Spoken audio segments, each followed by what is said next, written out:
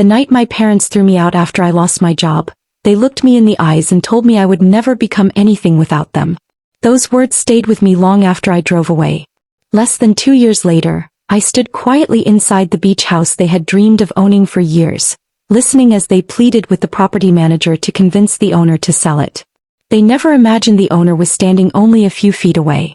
What happened next changed every one of our lives, so stay with me until the end. Before I continue, I'd love to know where you're watching from. Leave your city or country in the comments. And if you're enjoying stories like this, don't forget to subscribe and support the channel so you never miss a new one. My name is Lumi, and for most of my life I believed that if I worked hard enough, my parents would finally be proud of me. I became a doctor, spent countless nights on call, and gave everything I had to my career. I thought success would earn the love I had been chasing since childhood. Then everything changed in a single day. The hospital announced unexpected budget cuts, and several positions were eliminated, including mine. It wasn't because I failed or made a mistake. Even so, losing my job felt like the ground had disappeared beneath my feet. When I went home hoping for comfort, I found only disappointment. My parents didn't ask how I was feeling or what my plans were. They called me a burden, packed my belongings into a suitcase, handed me my white coat, and ordered me to leave. As I drove away with tears in my eyes and no destination in mind, I believed I had lost everything.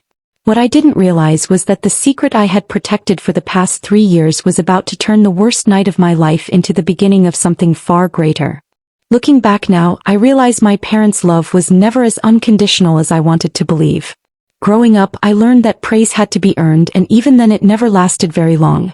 My father, Grant, judged people almost entirely by their income, job title, and the things they owned. In his mind, success wasn't about kindness or integrity. It was about appearing impressive to everyone else. My mother, Brenna, rarely disagreed with him. Instead, she constantly reminded me that I should be more like my younger brother, Nash. That comparison followed me through every stage of my life. If I earned excellent grades, Nash's smallest achievement somehow became more important. When I graduated from medical school, my parents celebrated, but before the evening was over, they had shifted the conversation to one of Nash's latest ideas. He was the favorite no matter how many poor decisions he made. They excused every mistake, convinced that he would eventually become successful if they continued supporting him. I stopped trying to compete years before I lost my job. I realized I would never win a contest where the rules changed every time I succeeded. Instead of seeking their approval, I quietly focused on building a future that depended on nobody else. Doctors earn a good living, but I refused to spend money simply because I could. While some of my coworkers upgraded their cars or bought expensive homes, I kept driving my reliable sedan, rented a modest apartment, and lived well below my income. Every extra dollar went into savings or investments. I read books about real estate, studied the housing market, and learned everything I could from experienced investors. After years of careful planning, I established a legal property company. I chose not to place my own name on the business because I valued privacy and wanted my investments judged on their own merit. Slowly, I purchased rental properties one at a time. None of them were glamorous, but each generated steady income. I never rushed into risky deals. I preferred patience over quick profits. The beach house became my proudest investment. It sat in a peaceful location with beautiful ocean views, attracting families who returned year after year. The rental income remained consistent, and over time the property's value increased beyond anything I had expected. It wasn't just a financial success. It represented years of discipline, sacrifice, and quiet determination. No one in my family knew any of this. They believed my entire identity revolved around my medical career. I never corrected them because I wanted something more valuable than admiration. I wanted to know whether they loved me simply for being their daughter. If I had announced my investments, everything would have changed overnight. Their attitudes would have shifted not because my character was different but because my bank account was. I refused to live with that uncertainty. So I kept my business private, smiled through family gatherings, and carried my secret alone, never imagining that one day it would reveal the truth about all of us. The following morning, everyone at the hospital was called into a mandatory staff meeting. At first, I thought it would be another discussion about schedules or new policies. Instead, the room fell silent as the hospital director explained that major financial restructuring had become unavoidable. Rising operating costs and reduced funding had forced the administration to eliminate several positions across multiple departments. As the names were read aloud, I kept telling myself everything would be fine. My performance reviews had always been excellent. Patients trusted me, my colleagues respected me, and I had never received a single disciplinary warning. I believed those things would protect me.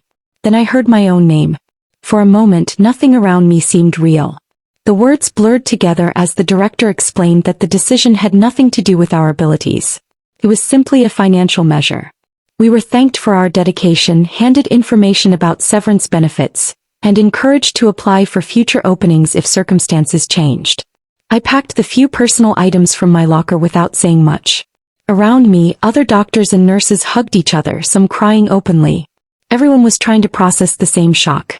I wasn't angry at the hospital. I understood that difficult decisions sometimes had to be made. What hurt was the uncertainty waiting outside those doors. On the drive home, I kept thinking about my parents. Surely they would understand that losing a job because of budget cuts wasn't the same as failing. I imagined my mother making tea while my father asked about my next steps. I wasn't expecting them to solve my problems. I only wanted reassurance that I wasn't facing everything alone. The moment I walked through the front door, I realized I had expected too much. Grant looked up from his chair with an expression that held no concern. "Is it true?" he asked. I nodded. The hospital eliminated several positions. Mine was one of them. He didn't ask whether I was all right. Instead, he frowned and said, "Do you realize how embarrassing this is? What am I supposed to tell people when they ask about my daughter?" His words caught me completely off guard. Before I could answer, Brenna folded her arms. A doctor without a job isn't much of a doctor anymore. I stared at her, hoping she would smile and admit she didn't mean it. She didn't. I tried to explain calmly. "I have savings. I've already started looking at other opportunities. This isn't permanent." Neither of them seemed interested in listening. Grant stood up and pointed toward the hallway. "We didn't raise you to become dependent on us. If you can't support yourself anymore, you need to leave." I blinked, convinced I had misunderstood. "Leave?" I whispered. "You heard me," he replied. "Pack your things." I reminded them that I had contributed to household expenses while living there. I explained that I wasn't asking them for money. I only needed a little time to figure out my next move. My words changed nothing. Brenna disappeared into my room and returned with my suitcase. She placed it near the front door before handing me my neatly folded white coat. It felt less like she was returning my belongings and more like she was erasing me from the family. I looked at both of them one last time, waiting for someone to stop this. No one did. Without raising my voice or pleading for another chance, I picked up my suitcase. Tears filled my eyes, but I refused to let them see me break. I walked out of the house with the only things I could carry, closed the gate behind me, and drove away into the night, not knowing where I would sleep, but knowing I would never forget the day my parents chose pride over their own daughter. I drove for hours that night with no real destination in mind. The roads grew quieter as the city lights disappeared behind me. My thoughts kept returning to everything that had happened. Just that morning, I had been a doctor with a stable career and a family to return home to. By nightfall, I had neither. The silence inside my car felt overwhelming, but one place kept coming to mind. The beach house. Very few people knew it even existed in my life. It wasn't just another investment property. It was the first purchase that proved my long-term plan was working. Whenever it wasn't occupied by guests, I allowed myself to stay there for short breaks. It had always been my peaceful escape, and now it was the only place that truly felt safe. As I pulled into the driveway, I noticed the porch light was already on. Beck, the property manager, must have recognized my car from the security cameras. Before I could even step out, he walked over with a friendly smile. "Good to see you, Dr. Loomy," he said as he reached for my suitcase. "Welcome home." Those 3 words hit me harder than I expected. After everything I had heard from my parents that evening, someone still saw me with respect. Beck didn't ask uncomfortable questions or make me explain why I had arrived unexpectedly. He simply treated me with kindness, and at that moment that meant more than he could possibly know. The following weeks became a turning point in my life. I allowed myself time to recover emotionally, but I refused to let disappointment define my future. Every morning I updated my resume, submitted applications, and contacted hospitals that needed temporary physicians. Before long, I accepted short-term medical contracts in different cities, gaining valuable experience while rebuilding my career. Meanwhile, my investments continued doing exactly what they had been designed to do. The rental properties produced dependable monthly income, covering my living expenses without stress. Guests continued booking the beach house, and every payment strengthened the financial foundation I had spent years creating. For the first time, I understood the value of preparing for uncertain seasons. Losing my job had been painful, but it hadn't destroyed my future because I had never depended on a single source of income. Little by little, my confidence returned. I stopped measuring my worth by my parents' opinions and started appreciating everything I had accomplished through patience and discipline. The woman who had driven to the beach house feeling abandoned slowly disappeared. In her place stood someone stronger, wiser, and determined to build a life that no one could take away. Months passed and my life gradually settled into a peaceful routine. I focused on my work, continued accepting medical contracts, and watched my investment business grow steadily. I rarely thought about my parents unless someone happened to mention them. We had no contact after the night they forced me to leave, and I made no effort to change that. Some distances exist for a reason. Through mutual acquaintances, I occasionally heard small updates about their lives. Most of the stories centered on one topic. Grant and Brenna had become obsessed with retirement planning. They spent countless weekends visiting coastal towns, searching for the perfect place to enjoy the next chapter of their lives. Ironically, they had already found it. The beach house had become their favorite seasonal getaway. They rented it every year through Beck, always requesting the same dates months in advance. They admired the peaceful view, the quiet neighborhood, and the comfortable atmosphere. According to friends who had traveled with them, my parents often talked about how wonderful it would be to own the property instead of renting it. They had no idea who actually owned it. The ownership records led only to my property company, exactly as I had planned years earlier. My personal name never appeared during the booking process, and Beck respected my privacy without question. To every tenant, the owner remained nothing more than a private investor. I couldn't help noticing the strange twist of fate. Every monthly rent payment they proudly sent eventually arrived in my company's account. The money they believed was helping a stranger was quietly supporting the daughter they had abandoned. They never questioned it because the possibility never crossed their minds. Friends told me that Grant often spoke confidently about convincing the owner to sell one day. He believed everyone had a price. Brenna agreed, saying that with enough persistence they would eventually succeed. They even shared their plans with neighbors, imagining how they would decorate the house after buying it. Each time I heard another story, I simply smiled and said nothing.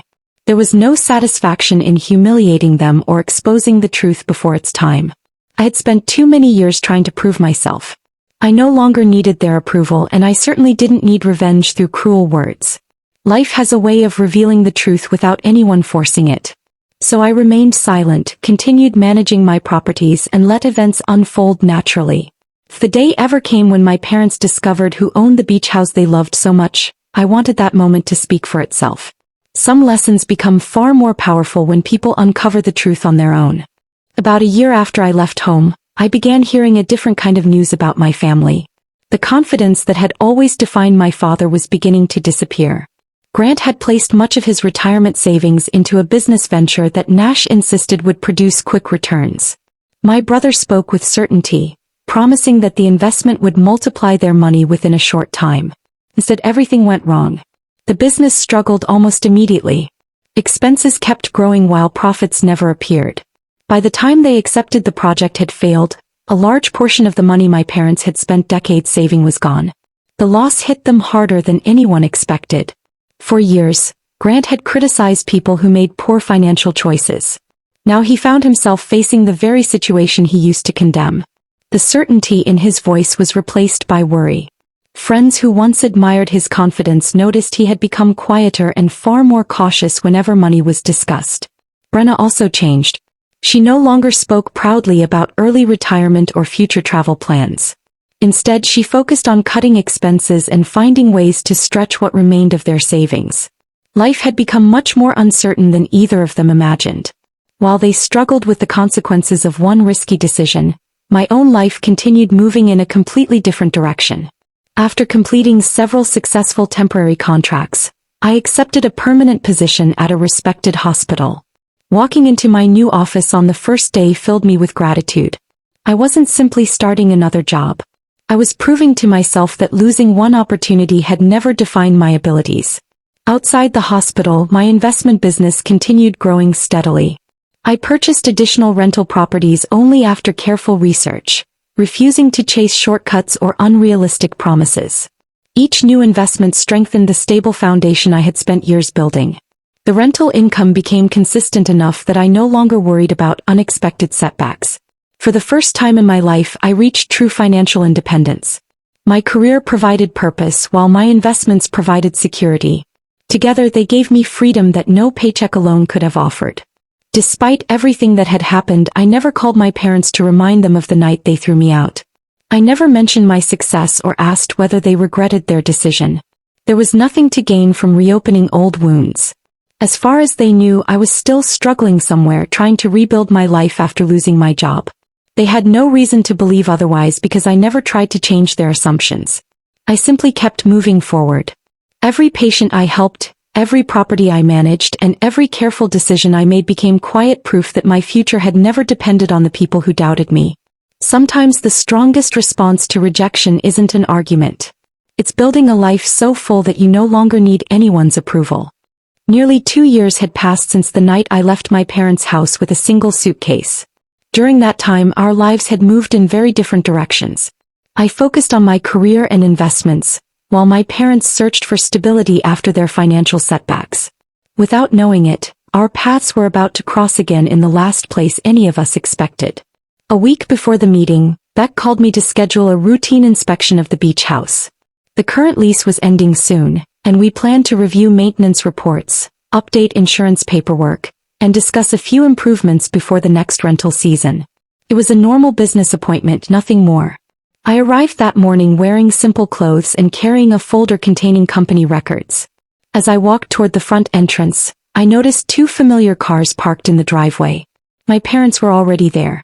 For a brief moment, I considered leaving and returning another day. Then I reminded myself that I had every right to be there. This property belonged to my company and I had nothing to hide. Grant and Brenna were standing on the deck speaking with Beck. They looked hopeful, almost excited.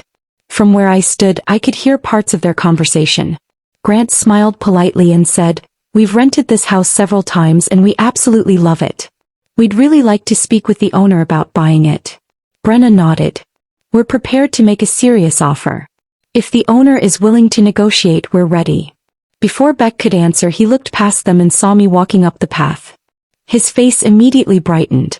"Good morning, Dr. Lumi," he said warmly. "I'm glad you're here. I've prepared the ownership documents you requested. We can review everything once you're ready." The words seemed to stop time. Grant slowly turned toward me with a puzzled expression. Brenna looked from me to Beck and back again, trying to make sense of what she had just heard. My father frowned. "Ownership documents?" he asked. "Why would she need those?" Beck appeared genuinely confused by the question. "They're for Dr. Lumi," he replied naturally. "She asked me to have them ready before today's inspection." Neither of my parents spoke. Their confident expressions disappeared, replaced by complete disbelief. They stared at me as though they were seeing a stranger instead of their own daughter. I remained calm, holding my folder without saying a word. There was no anger in my heart and no desire to embarrass them. The truth was beginning to reveal itself without my help. Grant glanced around the property, then back at Beck. "I'm sorry," he said slowly. "I think there's been some misunderstanding."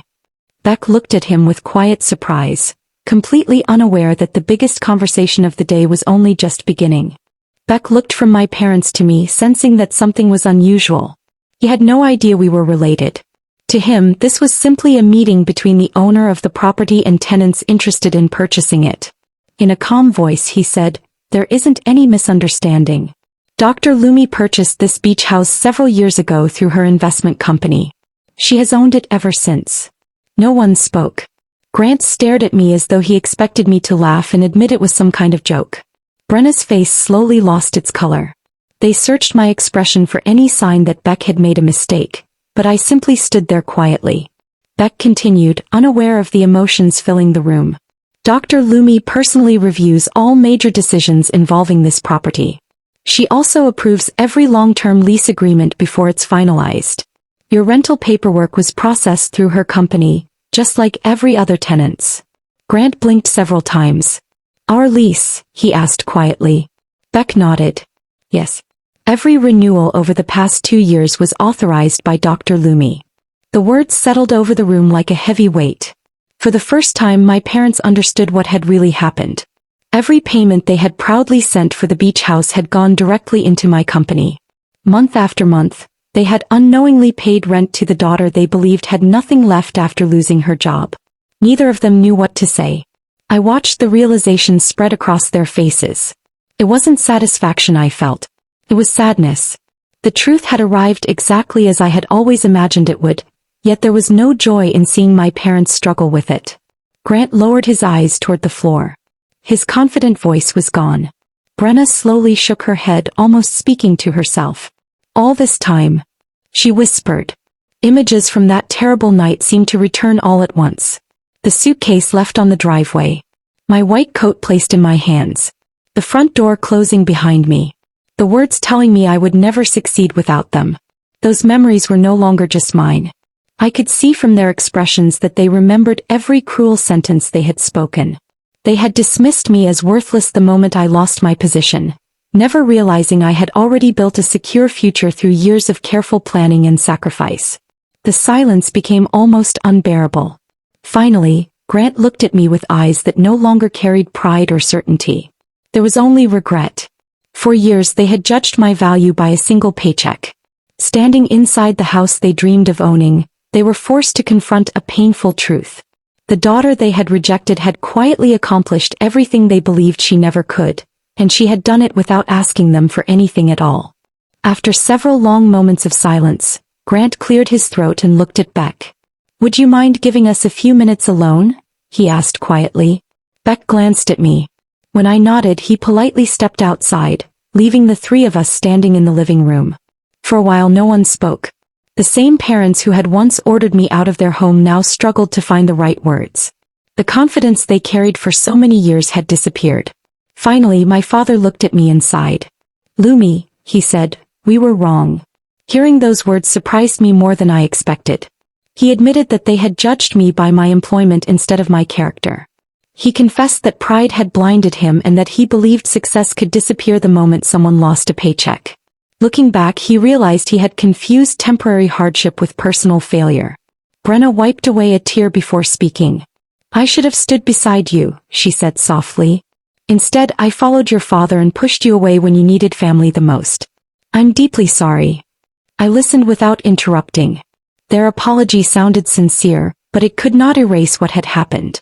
After they finished, I took a slow breath before answering.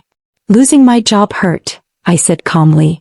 "I worked hard to become a doctor, and walking away from that hospital was one of the hardest days of my life. But that wasn't the deepest wound." They looked at me without saying a word. "The worst part was coming home believing my parents would comfort me, only to discover your love depended on whether I had a job. You didn't ask if I was okay. You didn't ask what my plans were. You decided I had no value the moment my circumstances changed." Neither of them tried to argue. "I wasn't asking for money," I continued. "I had savings.